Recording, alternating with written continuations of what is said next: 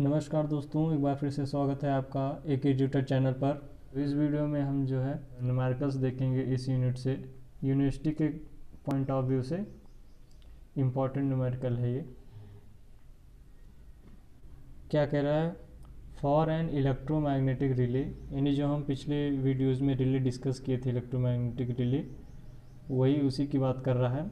The magnetisation curve for open and close position are linear, यानी वहाँ पे हमने क्या देखा था कि जो ओपन पोजीशन पे है वो स्ट्रेट लाइन कर्व जा रहा था और क्लोज पोजीशन के लिए हमारा कर्व बन रहा था। लेकिन यहाँ पे क्या कर रहा है कि curve for open and close position are linear, यानी दोनों कंडीशन में हमारा कर्व जो है वो लीनियर जा रहा है। यानी ओपन पोजीशन पे जब रहेगा हमारा आर्मेचर तब भी लीनियर कर्व हमारा मिलेगा, और क्लोज पोजीशन पे जब जाएगा तब भी हमारा लीनियर मिलेगा ग्राफ। तो चलिए पहले हम ग्राफ इसका बनाते हैं, कैसे बनेगा। ग्राफ हमारा बनेगा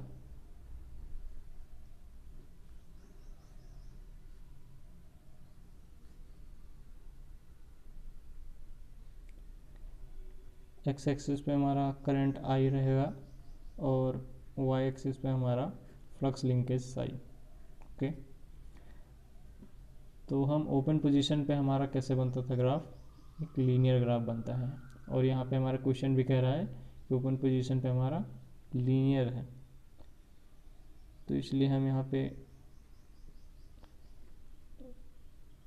पे हमारा करंट I1 हो जाएगा।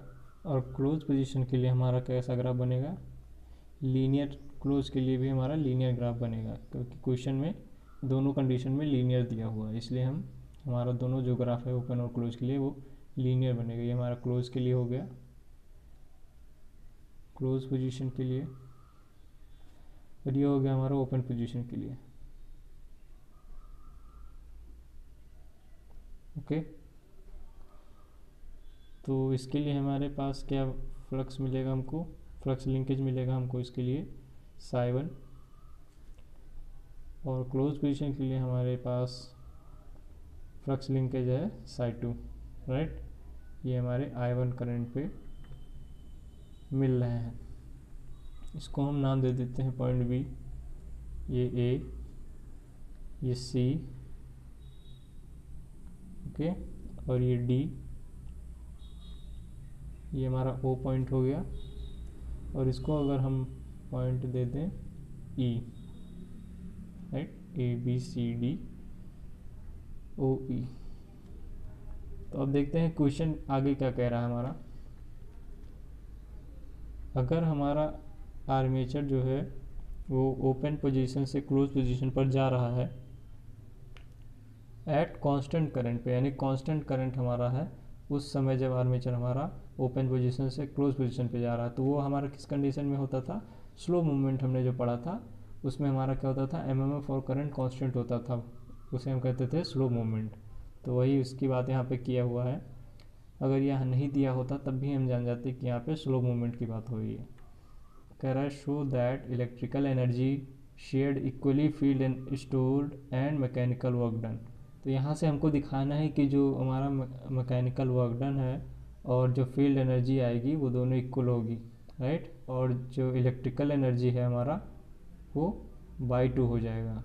यानी यहाँ पे हमको दिखाना है कि इलेक्ट्रिकल एनर्जी इक्वल टू क्या होगा? हमारा फील्ड एनर्जी का half plus mechanical work done जो आएगा हमारा उसका हाफ होगा। ओके, तो चलिए हम पहले निकालते हैं। तो यहाँ पे हमारा जो करंट होगा वो कांस्टेंट होगा, राइट, क्योंकि यहाँ पे हमारा स्लो मूवमेंट हो रहा है। पहले हम डब्ल्यू इलेक्ट्रिकल निकालेंगे।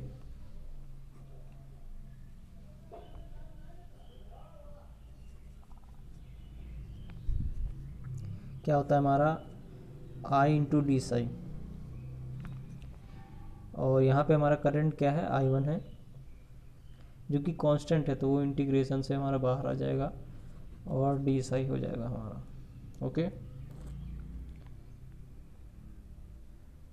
और लिमिट हमारे पास क्या है? साई1 से साई2, साई1 से साई2 तक हमारा लिमिट है। तो ये हो गया हमारा, यहाँ से डब्ल्यू इलेक्ट्रिकल हमारा आएगा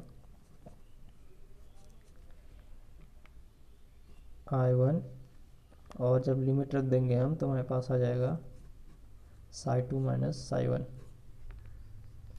इसको हम ले लेते हैं इक्वेशन 1। अब हम मैकेनिकल वर्क डन की बात करते हैं। तो अगर हम फाइनल मैकेनिकल वर्क एनर्जी में से इनिशियल एनर्जी माइनस कर दें तो हमारा जो वर्क डन है वो निकल आएगा। तो हमारा फाइनल पोजीशन पे ये बनना है, राइट। तो इसमें जो हमारा एनर्जी होगा उसमें से हम इस ट्रायंगल का एनर्जी माइनस कर दे जो इनिशियल पोजीशन पे है यानी ओपन पोजीशन पे है। तो हमारा जो वर्क डन है ये हमारा वर्क डन, राइट, ये निकल आएगा। इसको हमने स्लो मूवमेंट के लिए भी देखा था कि हमारा दोनों के कर्व के बीच का जो हमारा एरिया आ रहा था वही था हमारा वर्क डन, राइट। तो इसको हम लिख लेते हैं W मैकेनिकल हमारे पास क्या आ जाएगा, यहाँ से फाइनल एरिया में से हम इनिशियल एरिया माइनस कर देंगे तो हमारे पास ये एरिया मिल जाएगा। एरिया ऑफ OAB होगा हमारा वर्क डन, राइट। ये किसके बराबर हमारा होगा, ये होगा हमारा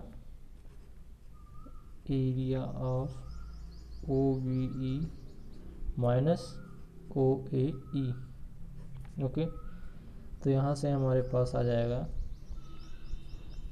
हाफ, राइट। अगर हम एरिया की बात करें, एरिया ऑफ OBE की बात करें, ये बड़े वाले ट्रायंगल की, तो एरिया ऑफ ट्रायंगल हमने पढ़ा है half into base into height होता है। तो यहाँ पे हमारा हाफ आ गया और बेस हमारे पास क्या है OE, राइट, जिसकी वैल्यू क्या है हमारे पास I1 है। तो बेस हमारे पास I1 है और हाइट हमारे पास कितना ही है साई 2 के बराबर है। तो यहाँ से हमारे पास साई 2 आ गया, right, minus area of OAE छोटे वाले ट्रायंगल का एरिया हम माइनस कर रहे हैं। तो इसका हमारे पास half into base into height अगर करेंगे तो हाफ तो हमारे पास आ जाएगा और बेस हमारे पास है I1,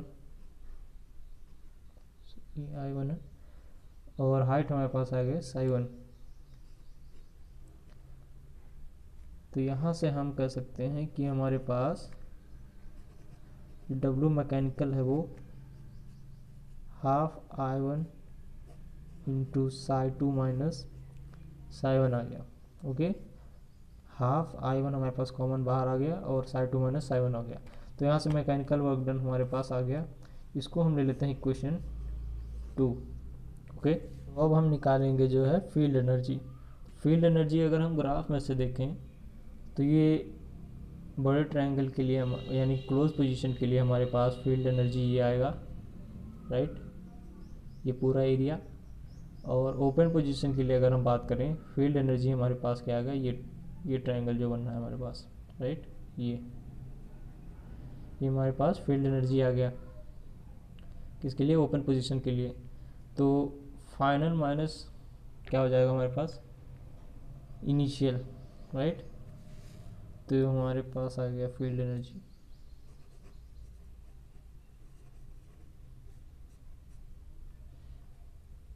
फाइनल पे हमारे पास क्या है, area of OBC, area of OBC minus OAD। तो यहाँ से हम एरिया ऑफ OBC अगर हम निकालें OBC, तो यहाँ पे बेस हमारा क्या है I1 है और जो हमारा हाइट है वो साई 2 है। तो यहाँ से हमारे पास आ गया half into I1 into Sai 2 minus OAD का एरिया निकालें OAD का। तो यहाँ पे हमारे पास बेस जो है वो I1 है और हाइट जो है वो साई 1 है। Half into I1 into Sai 1। तो यहाँ पे हमारे पास हाफ I1 और इंटू साई 2 माइनस साई 1 आ गया। ये आ गया हमारा W फील्ड, ओके। ये हो गया हमारा इक्वेशन 3। तो यहाँ से हमारा W इलेक्ट्रिकल आ गया I1 into psi2 minus psi1, और W मैकेनिकल हमारे पास आ गया half I1 into psi2 minus psi1, और फील्ड आ गया किसके बराबर, मैकेनिकल वर्क डन के बराबर आ गया। तो यहाँ से हमारा W फील्ड और मैकेनिकल वर्क डन दोनों इक्वल हो गए, और वह अगर हम इन दोनों को ऐड कर दें तो हमारे पास यही मिल जाएगा W इलेक्ट्रिकल। तो हमारे जो प्रूविंग करना था हमारा वो हम लिख सकते हैं यहाँ से। तो अब अगर हम एनर्जी बैलेंस इक्वेशन लिखना चाहें तो क्या लिखेंगे कि जो है हमारा W electrical equals to W mechanical हमारे पास क्या आया था, half into I1 into psi2 minus psi1, और क्या आया था plus half into I1 psi2 minus psi1, जो कि हमारा फील्ड एनर्जी था। तो यहाँ से हम देख रहे हैं कि दोनों हमारे इक्वल है, राइट। तो हम कह सकते हैं कि मैकेनिकल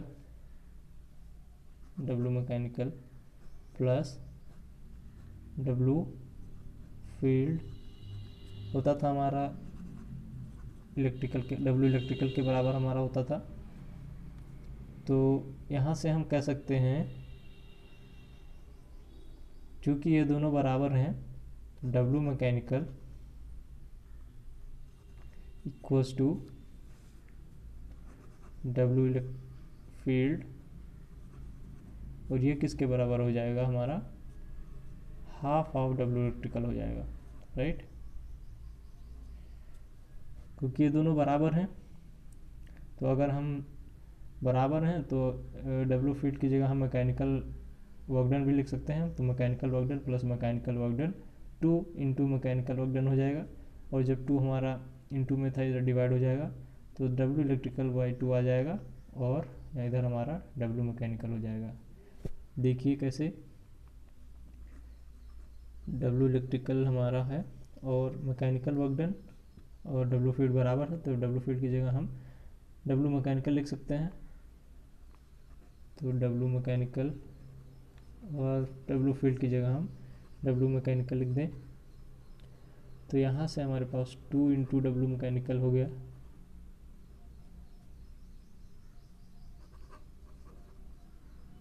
और अगर हम इस 2 को इधर भेज दें तो क्या हो गया हमारे पास, W electrical by 2 equals to W mechanical. यही चीज़ हमने लिखा है यहाँ पे, W mechanical equals to half of W electrical. और इसी सेम तरीके से हम फील्ड एनर्जी के लिए भी लिख सकते हैं कि क्या, W field equals to half of W electrical.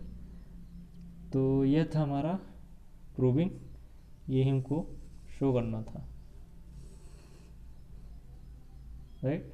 तो हमने क्या देखा इसमें कि जब हमारा दोनों कंडीशन में लीनियर मोशन हो रहा था एट कांस्टेंट करंट पे, जो मैकेनिकल और फील्ड एनर्जी है वो इक्वल शेयर कर रहे हैं W इलेक्ट्रिकल में, राइट। तो ये क्वेश्चन आपको क्लियर हो गया होगा। अब नेक्स्ट वीडियो में हम एक और प्रॉब्लम लेंगे, तब तक के लिए नमस्कार। पढ़ते रहिए, मेहनत करते रहिए, सफलता एक दिन आपको जरूर मिलेगी। धन्यवाद।